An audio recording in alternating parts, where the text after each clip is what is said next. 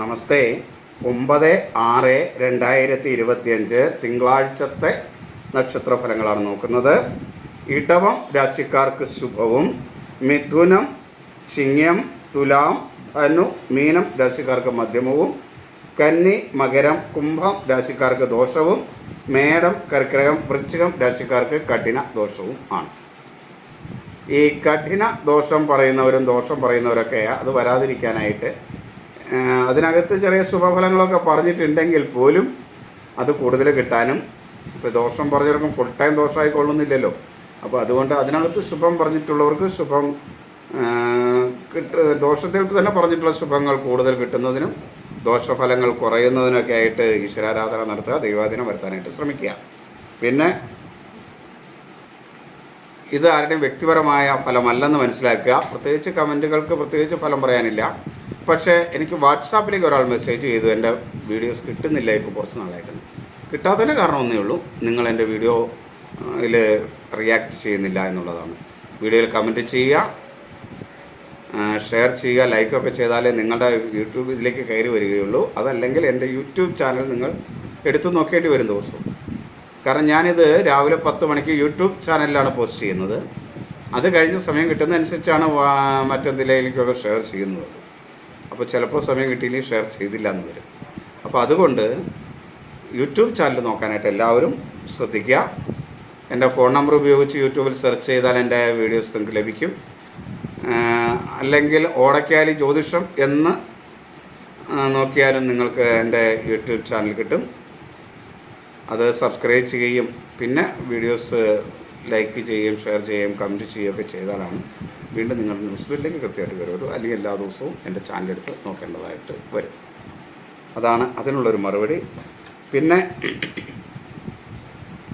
ഇതാരുടെയും വ്യക്തിപരമായ ഫലങ്ങളല്ല, ഒരു പൊതുഫലമായിട്ട് നിങ്ങൾ മനസ്സിലാക്കിയതിനെ സ്വീകരിക്കുക. പിന്നെ വ്യക്തിപരമായ ഫലങ്ങൾ അറിയണമെങ്കിൽ ഇതിൽ കാണുന്ന എൻ്റെ വാട്സാപ്പ് നമ്പറും കൂടെയാണ്.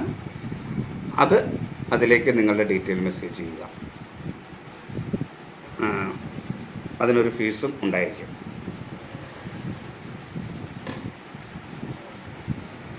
ഇനി നമുക്ക് വിശദമായ ഫലങ്ങളിലേക്ക് വരാം. മേടം രാശി. അശ്വതി, ഭരണി, കാർത്തിക ആദ്യ കാൽഭാഗമാണ് മേടൻ രാശി. മേടൻ രാശിക്ക് കഠിനദോഷമായ സമയമാണ്. ആരോഗ്യവും മനസ്സൊന്നും അനുകൂലമല്ല. ഒരാത്മവിശ്വാസക്കുറവ്, അലസത, സംശയം, അതേപോലെ ആരോഗ്യ പ്രശ്നങ്ങളൊക്കെ ഉണ്ടാകുന്ന സമയമാണ്. ആസ്മ, മാനസിക അസ്വസ്ഥത, ഉദര രോഗങ്ങൾ അല്ലെങ്കിൽ വൃക്ക രോഗങ്ങളൊക്കെ ഉള്ളവർ വളരെയധികം ശ്രദ്ധിക്കണം. മനസ്സും ബുദ്ധിയൊന്നും വേണ്ട രീതിയിൽ പ്രവർത്തിക്കില്ല. മാതൃപിതൃസ്ഥാനീയർ അനുകൂലമല്ല. ഒരു ഉറച്ച തീരുമാനമെടുക്കാൻ ബുദ്ധിമുട്ടുന്ന ഒരു ദിവസമായിരിക്കും. അതേപോലെ സഹോദര സ്ഥാനീയർ അനുകൂലമായിരിക്കില്ല. ശത്രുക്കൾ മൂലമുള്ള ദോഷമുണ്ടാവും. കടബാധ്യത ഉണ്ടാവും. മറ്റുള്ളവരുമായിട്ടൊക്കെ അഭിപ്രായ വ്യത്യാസങ്ങളും കലഹങ്ങളും ഒക്കെ ഉണ്ടാകാൻ സാധ്യതയുണ്ട്. ബന്ധുക്കളും സുഹൃത്തുക്കളും ഒന്നും അനുകൂലമല്ല. അതേപോലെ ധനപരമായ കാര്യങ്ങളിൽ നഷ്ടമുണ്ടാവും. ജീവിത പങ്കാളി പൊതുവെ അനുകൂലമായിരിക്കും. തൊഴിൽ മേഖലയും അത്ര അനുകൂലം അല്ല. ഇനി ഇടവം രാശി. കാർത്തിക അവസാന മുക്കാൽ ഭാഗം, രോഹിണി, മകീരം ആദ്യ പകുതി ഭാഗം. ഇടവം രാശിക്കാർക്ക് ശുഭകരമാണ്. ആരോഗ്യം അത്ര മേന്മ ഉള്ളതല്ലെങ്കിലും മനസ്സും ബുദ്ധിയൊക്കെ വേണ്ട രീതിയിൽ പ്രവർത്തിക്കും. അഭിപ്രായ സ്ഥിരതയോടുകൂടി കാര്യങ്ങളൊക്കെ ചെയ്യാനായിട്ട് കഴിയും. എന്നാൽ സഹോദര സ്ഥാനീയർ അത്ര അനുകൂലമായിരിക്കില്ല. ശത്രുക്കൾ മൂലമുള്ള ദോഷമുണ്ടാകുന്ന ഒരു സമയമാണ്.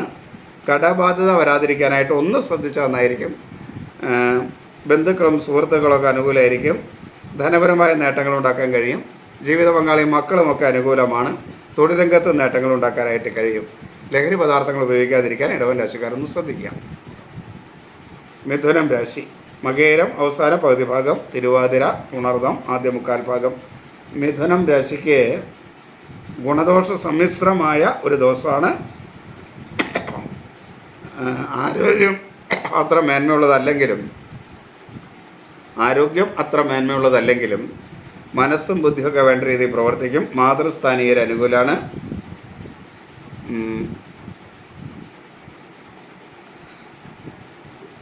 അഭിപ്രായ സ്ഥിരതയോട് കാര്യങ്ങളൊക്കെ ചെയ്യാൻ കഴിയും. സഹോദര സ്ഥാനീയർ അനുകൂലമാണ്. ഭൂമി സംബന്ധമായ കാര്യങ്ങളിൽ നേട്ടമുണ്ടാക്കാൻ കഴിയും. ശത്രുക്കൾ മൂലമുള്ള ദോഷം കുറയുന്ന ഒരു സമയമാണ്. എന്നാൽ ബന്ധുക്കളും സുഹൃത്തുക്കളും അത്ര അനുകൂലമായിരിക്കില്ല. ധനപരമായി അത്ര നേട്ടമുള്ള സമയമല്ല.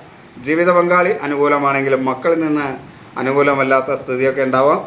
തൊഴിൽ മേഖലയും അത്ര അനുകൂലം അല്ല. എങ്കിലും പൊതുവെ ഗുണദോഷ സമ്മിശ്രമായ ദിവസമായിരിക്കുകയും ചെയ്യും. കർക്കിടകം രാശി. കർക്കിടക രാശിക്ക് കഠിനദോഷമുള്ള സമയമാണ്.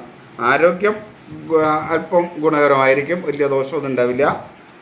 എന്നാൽ ബാക്കി എല്ലാ കാര്യങ്ങളും അനുകൂലമല്ല. മനസ്സ് ബുദ്ധിയൊന്നും അനുകൂലമല്ല. മാതൃസ്ഥാനീയർ അനുകൂലമല്ല. സഹോദര സ്ഥാനീയർ അനുകൂലമല്ല. ശത്രുദോഷമുണ്ടാകുന്ന സമയമാണ്. കടബാധ്യത വരാനുള്ള സമയമാണ്. മറ്റുള്ളവരുമായി കലഹമുണ്ടാകാം. വാക്കുകൾ വളരെയധികം ശ്രദ്ധിക്കണം. കാരണം വാക്കുകൾ മൂലം അഭിപ്രായ വ്യത്യാസങ്ങളും കലഹങ്ങളും ഒക്കെ ഉണ്ടാകാൻ സാധ്യതയുണ്ട്. ധനപരമായ നഷ്ടങ്ങൾ വരുന്ന ഒരു സമയമാണ്. ജീവിത പങ്കാളി മക്കളും ഒന്നും അനുകൂലമല്ലാത്തതുകൊണ്ട് കുടുംബത്തിലൊരു സ്വസ്ഥതയും സമാധാനവും ഒക്കെ ലഭിക്കാൻ ബുദ്ധിമുട്ടായിരിക്കും. തൊഴിൽ മേഖലയും അത്ര അനുകൂലമായിരിക്കില്ല. ലഹരി പദാർത്ഥങ്ങൾ ഉപയോഗിക്കാതിരിക്കാനായിട്ട് കർക്കിടക രാശിക്കാർ പ്രത്യേകം ശ്രദ്ധിക്കണം. ചിങ്ങം രാശി. മകം, പൂരം, ഉത്രം, ആദ്യകാൽ ഭാഗം. ചിങ്ങം രാശിക്കും ഗുണദോഷ സമ്മിശ്രമായ ഒരു ദിവസമാണ്. ചിങ്ങം രാശിക്ക് മനസ്സ് അത്ര അനുകൂലമല്ല. ബുദ്ധി വേണ്ട രീതിയിൽ പ്രവർത്തിക്കില്ല. ഒരു അഭിപ്രായ സ്ഥിരത ഉണ്ടാവില്ല. എങ്കിലും ആരോഗ്യമൊക്കെ മേന്മയുള്ളതായിരിക്കും. സഹോദര സ്ഥാനീയർ അനുകൂലമല്ല. ശത്രുക്കൾ മൂലമുള്ള ദോഷമുണ്ടാകും. കടബാധ്യത വർദ്ധിക്കും. എന്നാൽ ബന്ധുക്കളും സുഹൃത്തുക്കളൊക്കെ അനുകൂലമായിരിക്കും. മക്കളും ജീവിത പങ്കാളിയുമൊക്കെ അനുകൂലമായതുകൊണ്ട് കുടുംബത്തിലൊരു സ്വസ്ഥതയും സമാധാനവും ഒക്കെ ഉണ്ടാവും. എന്നാൽ തൊഴിൽ രംഗത്ത് അത്ര അനുകൂലമല്ല. അതേപോലെ ലഹരി പദാർത്ഥങ്ങൾ ഉപയോഗിക്കാതിരിക്കാനും ചിങ്ങൻ രാശിക്കാർ പ്രത്യേകം ശ്രദ്ധിക്കുക. കന്നി. ഉത്രം അവസാന മുക്കാൽ ഭാഗം, അത്തം ചിത്തിര ആദ്യ പകുതി ഭാഗം. കന്നി രാശിക്ക് ദോഷകരമായ ഒരു ദിവസമാണ്. മനസ്സും ബുദ്ധിയൊന്നും വേണ്ട രീതിയിൽ പ്രവർത്തിക്കില്ല. ആരോഗ്യം അനുകൂലമായിരിക്കില്ല. ഒരു അലസതയും ആത്മവിശ്വാസക്കുറവും എല്ലാ കാര്യത്തിലും അനുഭവപ്പെടും. അതേപോലെ സഹോദര സ്ഥാനീയർ അനുകൂലമല്ല. ശത്രുക്കൾ മൂലമുള്ള ദോഷമുണ്ടാകും. കടബാധ്യത ഉണ്ടാവും. വാക്കുകൾ അനുകൂലമായതുകൊണ്ട് അതുപയോഗിച്ച് പല നേട്ടങ്ങളുമൊക്കെ ഉണ്ടാക്കാൻ കഴിയും. എങ്കിലും ധനപരമായ ചില നഷ്ടങ്ങളൊക്കെ ഉണ്ടാകും. ബന്ധുക്കളും സുഹൃത്തുക്കളും അനുകൂലമല്ല. മക്കൾ അത്ര അനുകൂലമല്ല. എന്നാൽ ജീവിത പങ്കാളി അനുകൂലമാണ്. തൊഴിൽ മേഖലയും അത്ര അനുകൂലം അല്ല.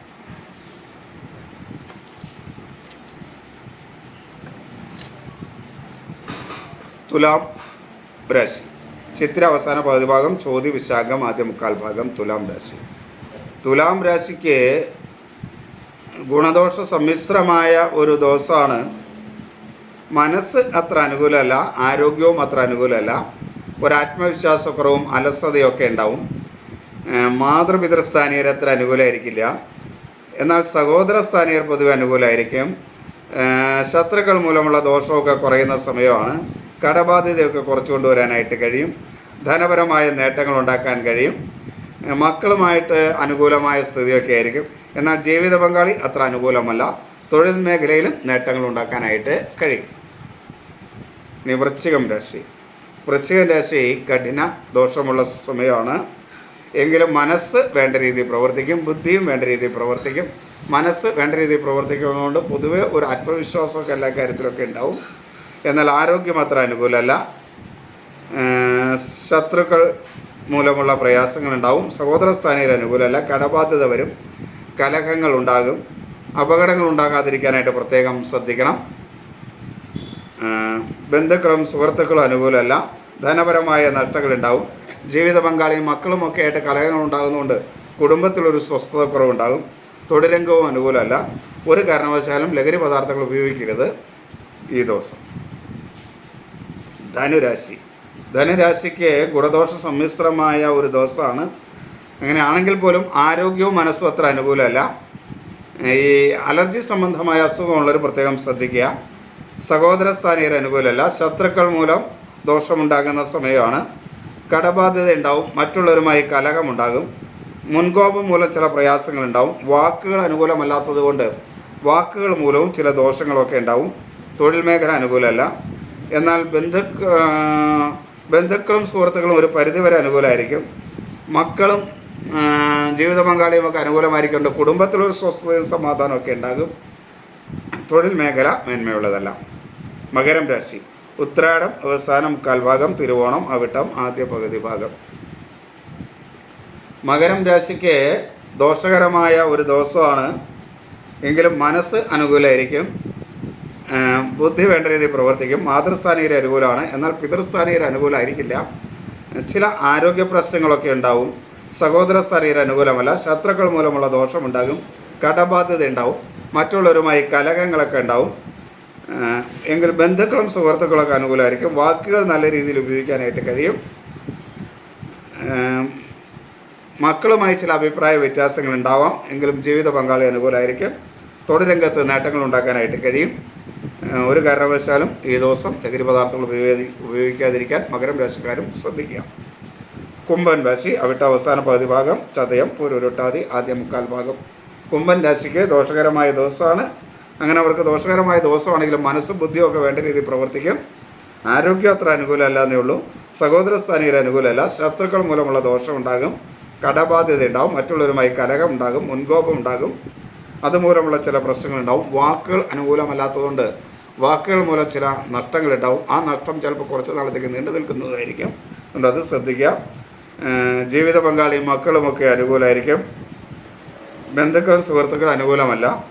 തൊഴിൽ മേഖല അത്ര അനുകൂലമല്ല. ലഹരി പദാർത്ഥങ്ങൾ ഉപയോഗിക്കാതിരിക്കാൻ പ്രത്യേകം ശ്രദ്ധിക്കുക. മീനരാശി പൂരുരുട്ടാതി അവസാന കാൽഭാഗം, ഉത്രട്ടാതി രേവതി. മീനരാശിക്ക് ഗുണദോഷ സമ്മിശ്രമായ ഒരു ദിവസമാണ്. മനസ്സ് അത്ര അനുകൂലമായിരിക്കില്ല. ബുദ്ധി വേണ്ട രീതിയിൽ പ്രവർത്തിക്കില്ല. എങ്കിലും ആത്മവിശ്വാസത്തോടു കൂടി കാര്യങ്ങളെല്ലാം ചെയ്യും. അലസതയൊന്നും ഉണ്ടാവില്ല. ആരോഗ്യകാര്യങ്ങൾ നന്മയുള്ളതായിരിക്കും. സഹോദര സ്ഥാനീയർ അനുകൂലമാണ്. ശത്രുദോഷം കുറയുന്ന സമയമാണ്. കടബാധ്യതയൊക്കെ കുറച്ചു കൊണ്ടുവരാൻ കഴിയും. വാക്കുകൾ നല്ല രീതിയിൽ ഉപയോഗിക്കാൻ കഴിയും. ബന്ധുക്കളും സുഹൃത്തുക്കളും ഒക്കെ അനുകൂലമായിരിക്കും. എന്നാൽ ജീവിത പങ്കാളി അനുകൂലമായിരിക്കും. മക്കളുമായിട്ട് ചില അഭിപ്രായ വ്യത്യാസങ്ങളൊക്കെ ഉണ്ടാവും. തൊഴിൽ മേഖല അത്ര മേന്മയുള്ളതും അല്ല. ഇതൊരു പൊതുഫലമാണ്. അത് അങ്ങനെ മനസ്സിലാക്കി ഇതിനെ എല്ലാവരും സ്വീകരിക്കുക. എല്ലാവർക്കും നമസ്തേ. ഈശ്വരൻ അനുഗ്രഹിക്കട്ടെ എന്ന് പ്രാർത്ഥിക്കുന്നു. ദേവി.